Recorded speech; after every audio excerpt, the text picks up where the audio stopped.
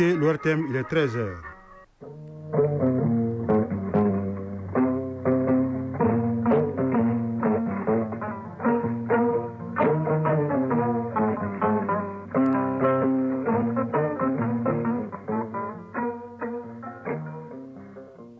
Le journal Siaka Konaté. Mali Actualité, deuxième édition, les titres.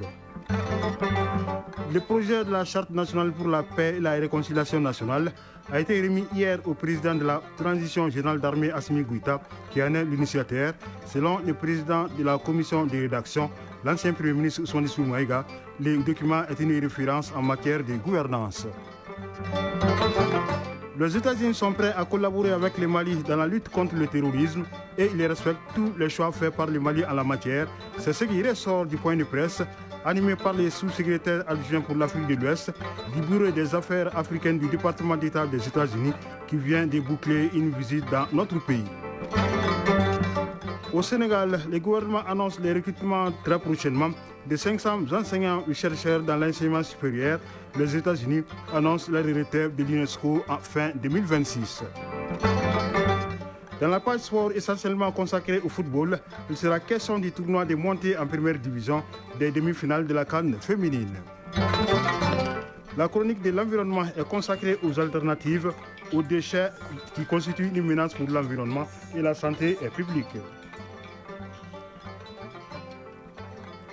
Mesdames et messieurs, bonjour, bienvenue dans cette édition, mise en onde par Fousseni Sissoko, mise en ligne par Badi Touré.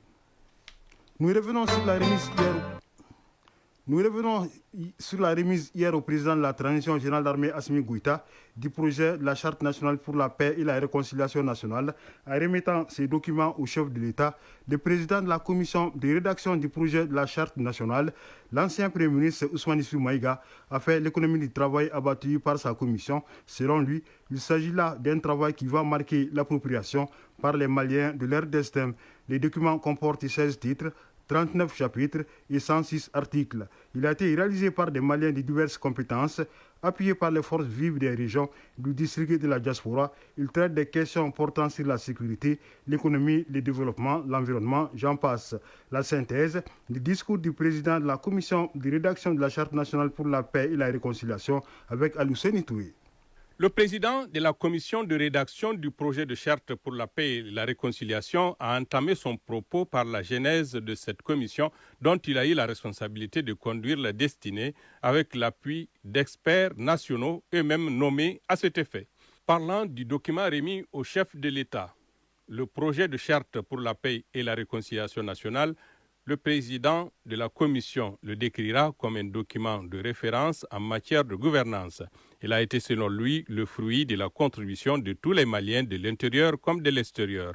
Ousmane Issoufou Maïga, président de la commission de rédaction de l'avant-projet de charte pour la paix et la réconciliation. L'exercice s'est avéré être une action d'introspection et d'immersion dans les labyrinthes de notre histoire et les dédales de notre culture, de nous projeter dans l'avenir pour le bonheur des générations futures. Le document retrace une volonté inébranlable des Maliens à vivre ensemble et à œuvrer pour la construction de leur pays sans l'intervention d'autrui. Aussi, le document a des objectifs nombreux et variés concourant tous à la souveraineté de notre pays. L'approche inclusive et participative a permis d'appréhender la richesse de l'histoire et de la culture des Maliens, leur attachement viscéral à leur nation et à leur origine. Ce lien ombilical est exprimé dans la première phrase du préambule de la Charte nationale pour la paix et la réconciliation nationale qui annonce la fierté du peuple malien d'être l'héritier d'une histoire et d'une culture millénaire, socle de la nation malienne. Ce document n'est pas seulement un recueil d'informations, c'est le témoignage d'une promesse populaire pour une feuille de route du Mali nouveau, un précieux outil de gouvernance globale. Le projet de charte pour la paix et la réconciliation nationale touche à presque tous les domaines conformément à la volonté des plus hautes autorités. Enfin, le projet de charte pour la paix et la réconciliation passera devant les membres du Conseil national de transition pour adoption avant d'être promulgué par le chef de l'État. Un mot du programme à l'école de la citoyenneté. Les participants à la 4e cohorte ont échangé avec quelques ministres et les représentants du Conseil national de transition. Les questions abordées concernent la communication, les mines, l'élevage, l'autosuffisance alimentaire, l'emploi, l'entrepreneuriat, le pacte de stabilité sociale, les missions de l'organe législatif de transition. Une journée bien remplie qui aura permis à la 4e promotion du programme à l'école de la citoyenneté d'être édifiée sur ces questions. Ces panels ont été suivis par Abdul Karim Kaba.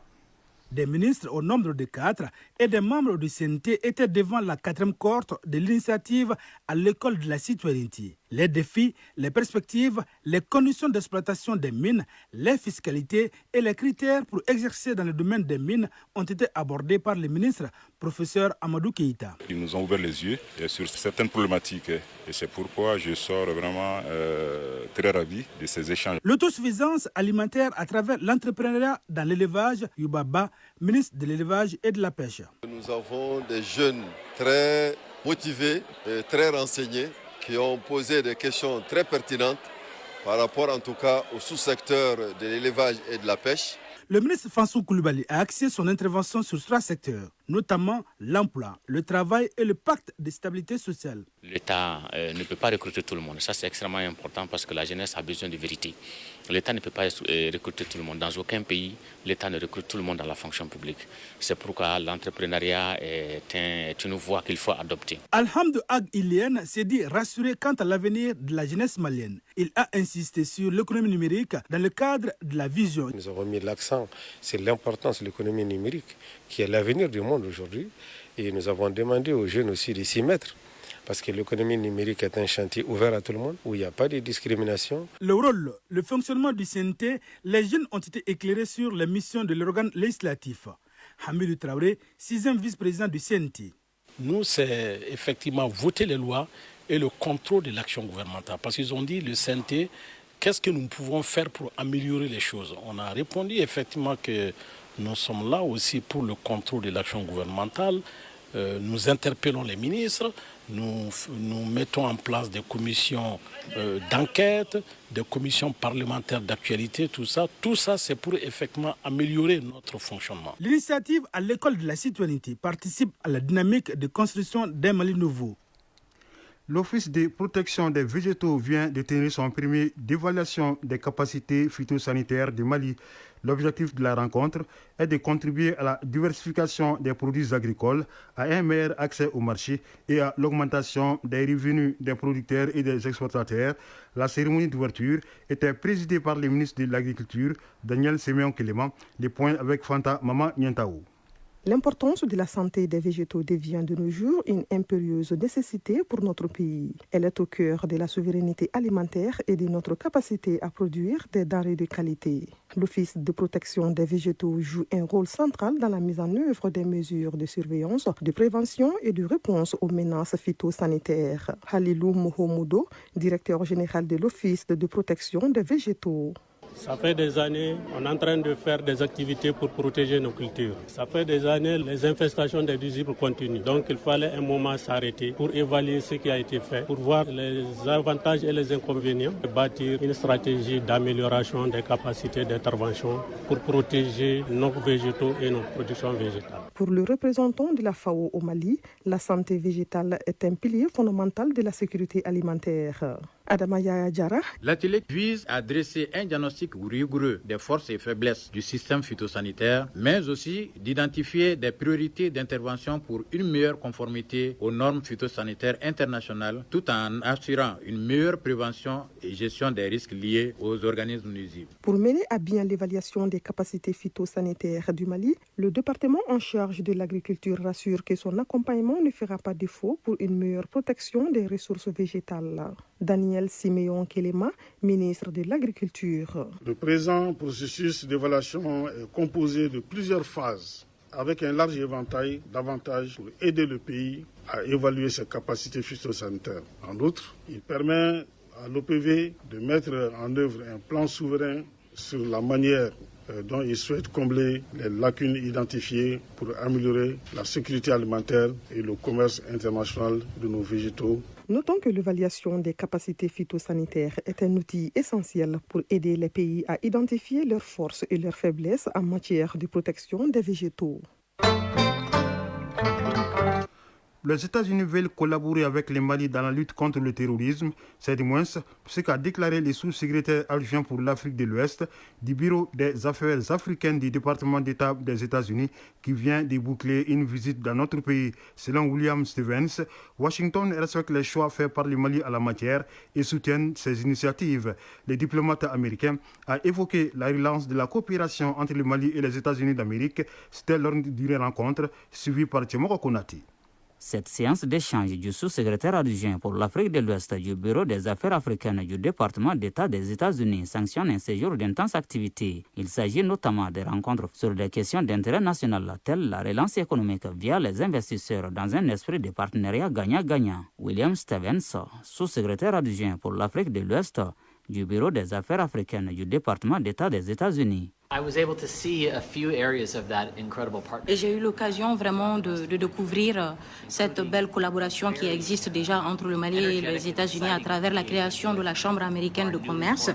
Vraiment, j'ai eu à échanger avec beaucoup de personnalités excellentes dans ce domaine qui ont assez mis en avant, en exergue le fait les investissements, le commerce, d'environnement vraiment propice aux investissements ici au Mali dans les années ou dans les jours à venir. La lutte contre le terrorisme, il en a été aussi question.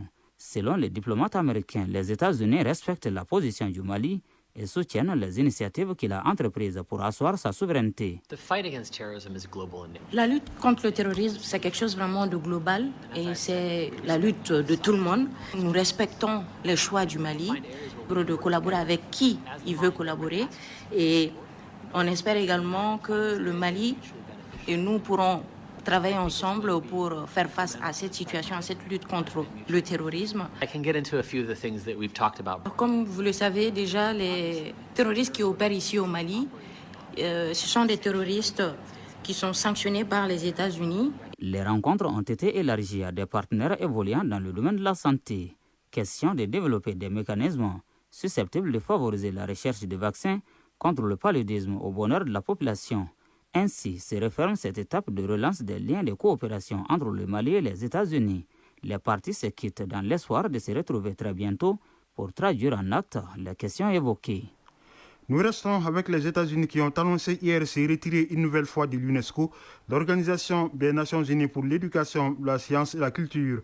Washington dénonce une ligne idéologique jugée contraire à ses intérêts nationaux et un parti pris contre Israël. Allusion est faite à l'intégration de la Palestine à l'UNESCO. Cette décision, qui prendra effet le 31 décembre 2026, a été jugée regrettable par la directrice générale de l'UNESCO.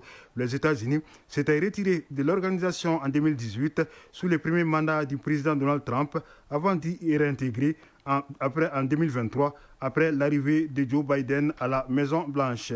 Les États-Unis ont conclu avec le Japon un accord sur les droits de douane. Les produits japonais importés aux États-Unis seront taxés de 15% au lieu des 25% annoncés et vice-versa. Révélation faite par Donald Trump sur son réseau social Truth Social. Selon les dirigeants américains, le Japon va investir 550 milliards de dollars aux États-Unis, ce qui va créer des centaines de milliers d'emplois. Au Sénégal, 500 personnels d'enseignement et de recherche seront recrutés dans les prochains mois, annonce faite lundi dernier par le ministère en charge de l'enseignement supérieur, de la recherche et de l'innovation. La mesure vise à faire face au déficit d'enseignants dans le secteur universitaire, à renforcer les taux d'encadrement dans les universités publiques et à répondre aux besoins croissants dans les filières jugées prioritaires, en cohérence avec la stratégie de développement national Sénégal 2050. Non loin du Sénégal, en Mauritanie, c'est le lancement hier du projet d'engagement régional pour l'apprentissage et la collaboration dans l'éducation et relance Sahel, financé par la Banque mondiale à hauteur de 137 millions de dollars avec l'appui de l'Allemagne. Le projet sera mis en œuvre en Mauritanie et au Tchad. Il cible plus de 850 000 jeunes, souvent éloignés des structures d'éducation traditionnelles, d'accéder à des parcours d'apprentissage adaptés. Le projet prévoit la mise en place à Nouakchott, en Mauritanie, d'un institut régional des sciences de l'éducation. La route a encore tué au Zimbabwe. Au moins 17 personnes ont perdu la vie hier dans une collision entre un minibus taxi et un camion de transport au nord-est du pays. L'accident s'est produit dans une localité située à 25 km de la capitale Harare. La Russie et l'Ukraine entament aujourd'hui à Istanbul, en Turquie, un troisième round de négociations pour tenter de mettre fin à la guerre qui les oppose depuis 3 ans. Les délégations des deux pays sont en route pour Istanbul, mais les observateurs estiment que les espoirs de parvenir à un accord sont maigres, les positions des deux pays étant diamétralement opposées. En visite à Moscou, la ministre mozambicaine des Affaires étrangères a souhaité que ce cycle de négociations soit couronné de succès. Maria Manuela Lucas a évoqué avec son homologue russe, Sergei Lavrov, l'impact de ce conflit sur le continent africain. Et retour à l'actualité nationale pour dire qu'une mission du projet régional d'appui au pastoralisme au Sahel séjourne présentement à Ségou. C'est pour présenter aux autorités régionales la réalisation du PRAPS-D, rénovation et construction des pactes de vaccination d'aires d'abattage. Ces réalisations ont boosté la production et la santé animale dans la région. Le projet PRAPS-D est financé par la Banque mondiale avec un appui du gouvernement malien. De Ségou, la correspondance de Jacqueline Dakou. De Touna à Tigui et Konobougou en passant par Barouili, le projet PRAPS-D a sillonné la région du Ségou pour présenter ses principales réalisations. Les infrastructures visitées sont dédiées à l'élevage, à l'abattage, à la santé animale et à la commercialisation. Ces infrastructures visent à améliorer le secteur pastoral en 4e région. Bourama Sidibé, directeur régional des productions et des industries animales de Ségou. Le projet a eu à faire des réalisations beaucoup plus importantes. Ces réalisations ont trait à la réhabilitation des bâtiments des services techniques, à la rénovation et à la construction des parcs de vaccination, tels que nous venons de visiter le parc de vaccination de Tigui et un autre parc de vaccination à Kokri. Des SASPA ont été réalisés aussi dans plusieurs cercles de la région de Ségou. Parce qu'il y a eu beaucoup de réalisations et ces réalisations ont permis aux productions animales et à la santé animale de booster. Youssouf Dambélé, chef boucher de Touna. Cette aire d'abattage est une aubaine pour nous. Ça va beaucoup nous aider dans notre travail quotidien et garantir la santé de la population. Véritable moteur de croissance, les systèmes pastoraux font vivre des milliers de personnes au Mali. Yamadou Keita, conseiller au gouvernorat de Ségou. On s'est entretenu avec les populations bénéficiaires de tenir bien les ouvrages. Le projet PRAPS-D est financé par la Banque mondiale et appuyé par le gouvernement malien grâce aux résultats palpables de la première phase. À noter que la deuxième phase du PRAPS va toucher plus de 5 millions de bénéficiaires, dont 30% de femmes à travers le pays. Ségou, Jacqueline Dako et Bassi Traoré pour l'ORTM. Les acteurs du programme de coopération Mali-UNICEF se retrouvent à Tombouctou à la faveur de la revue semestrielle du programme opérationnel de travail. L'objectif de la rencontre de 2 jours est d'évaluer les réalisations, identifier les obstacles pour mieux réussir les défis du second semestre. C'est ce que nous dit Nadim Baba Sissé depuis Tombouctou. À cette revue semestrielle du plan opérationnel de travail 2025 du plan de coopération Mali-UNICEF, il s'agira pour les services techniques de la région de Tombouctou et les ONG partenaires de mise en œuvre d'évaluer les progrès réalisés, identifier les obstacles et ajuster les priorités en faveur des interventions futures. Cet exercice se déroule dans un contexte particulier marqué par la réduction des financements, notamment avec l'arrêt des programmes USAID. Anita Angabir, adjointe au représentant pays de l'UNICEF au Mali. Nous analyserons les performances, les défis, les facteurs de succès et les lacunes en matière de données afin de renforcer l'impact de nos actions. Une attention particulière sera portée aux programmes multisectoriels tels que BRS, NAFAMA, Programme Commune Amis des Enfants, PAFEM, en tenant en compte l'évolution du contexte humanitaire et des risques opérationnels. L'objectif recherché à travers cette session est d'amener les différents acteurs à une convergence de vues sur les actions prioritaires en faveur des droits des enfants. Ibrahima Diallo, représentant du directeur de la coopération multilatérale. Il nous revient en tant qu'État d'optimiser nos efforts pour qu'on puisse aller vers une synergie d'action, d'aller vers une approche concertée. Malik Guindo, conseiller au gouvernorat de Tombouctou. Il est de notre devoir et de notre responsabilité de suivre et de formuler vraiment des recommandations pertinentes qui vont nous permettre vraiment d'aller de l'avant. Ces travaux consacrés à cette revue semestrielle déboucheront sur des recommandations pour une meilleure mise en œuvre des activités du semestre à venir au grand bonheur des enfants en particulier et des communautés en général. Tombouctou, Najim Baba Sissé, Mahmoud Askofare, Mauloud Tandina pour l'ORTM.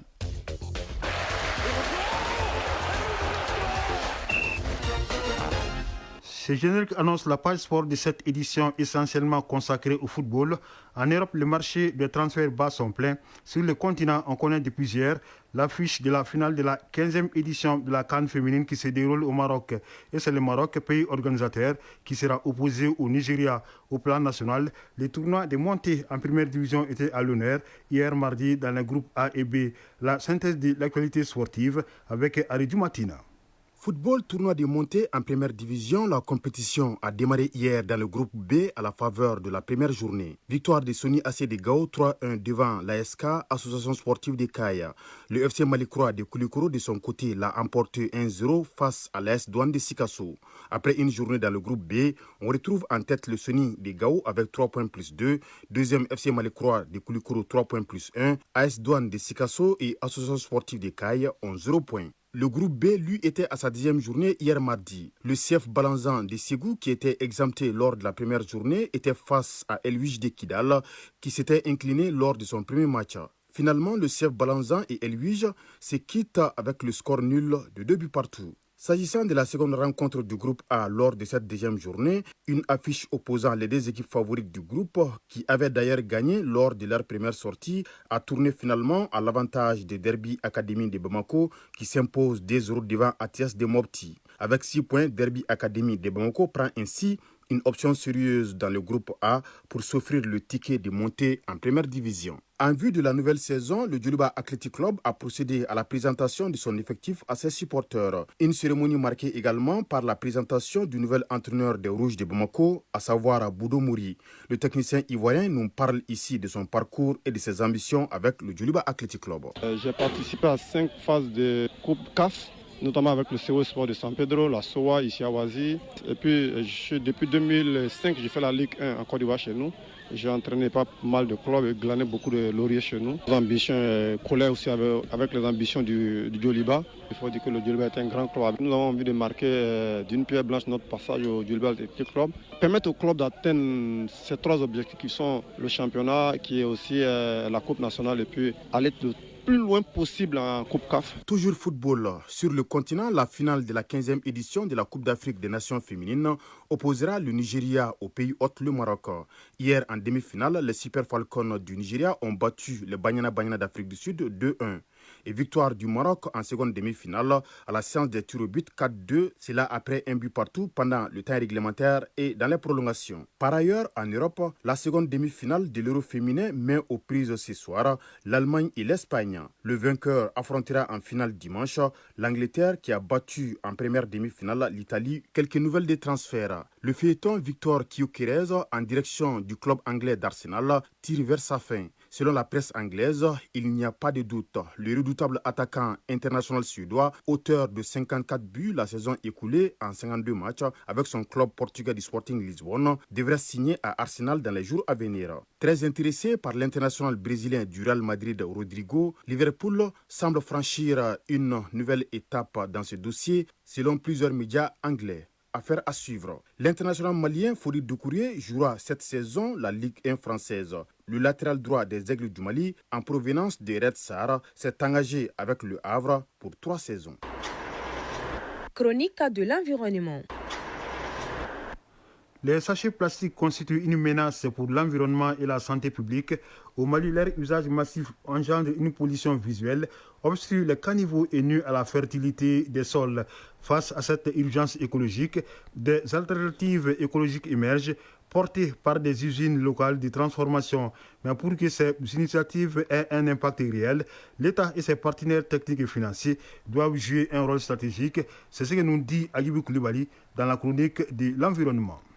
Au Mali, les sachets plastiques s'accumulent à un rythme inquiétant. Leur présence devient une menace environnementale majeure. Ces déchets mettent plusieurs siècles à se dégrader étouffent les animaux, appauvrissent les sols, détruisent les cultures et aggravent les inondations en obstruant les caniveaux. Face à ce fléau, des solutions locales émergent. Plusieurs structures se sont lancées dans la transformation des déchets plastiques et la fabrication de sacs biodégradables. Une réponse innovante portée le plus souvent par des jeunes entrepreneurs ou des femmes engagées. Koti Sidibé, promotrice de l'entreprise Sidibé Plastique. Prolonger la durée de vie des déchets plastiques en utilisant la méthode des 3 R, c'est-à-dire réduire, réutiliser et recycler les déchets. C'est une unité de collecte, de nettoyage et de bourrage des déchets plastiques afin de les commercialiser. Au cœur de ces ateliers de transformation, l'enthousiasme est palpable, mais derrière l'espoir se cachent aussi des contraintes techniques et financières. Kalambri Hélène Argidam, présidente de l'Association pour l'environnement, l'assainissement pour une meilleure cadre de vie. En premier lieu, je peux dire que c'est le problème d'endroit approprié qui nous cause vraiment des sérieux problèmes. Parce que pour pouvoir exceller dans ce domaine, pour pouvoir persévérer et te rendre utile dans ce domaine, il faut un endroit approprié pour le faire. Et là, je suis buté à ce problème. Fatoumata Koura Diallo, promotrice de Kéar. Tes produits sont pour les touristes. Mais je dis, pourquoi attendre les touristes? C'est à vous de valoriser nos produits artisanaux. Pour que ces initiatives aient un véritable impact, il leur faut un accompagnement fort. Et c'est là que l'État et les partenaires techniques et financiers doivent jouer un rôle de catalyseur. Mahamadou Diara, directeur exécutif de l'ONG Mali Forte Center. On a mis en place des mesures d'accompagnement à travers des solutions telles que les sensibilisations, mais aussi l'appui aux jeunes et aux femmes qui sont dans ces secteurs. Donc à travers des petites subventions de financement pour permettre la réalisation de leurs projets. L'accès à ces différents fonds nécessite aussi un renforcement des capacités parce que c'est des fonds qui ont des exigences. Et ces exigences, il faut que le secteur privé ou bien les organisations de la société civile qui veulent aller mobiliser des fonds à ce niveau doivent avoir une capacité ou bien faire recours à des consultants compétents, surtout le secteur privé qui peut faire des grands projets d'envergure dans le domaine du recyclage ou bien de la récupération ou la valorisation des déchets. Abandonner les sachets plastiques ne se fera pas du jour au lendemain, mais les alternatives existent. Avec une volonté politique affirmée, un financement intelligent et l'engagement des citoyens, les usines locales peuvent devenir les piliers d'une économie verte. Encore, faut-il que chacun réalise qu'un simple sachet plastique peut cacher un poison silencieux qui tue lentement notre terre.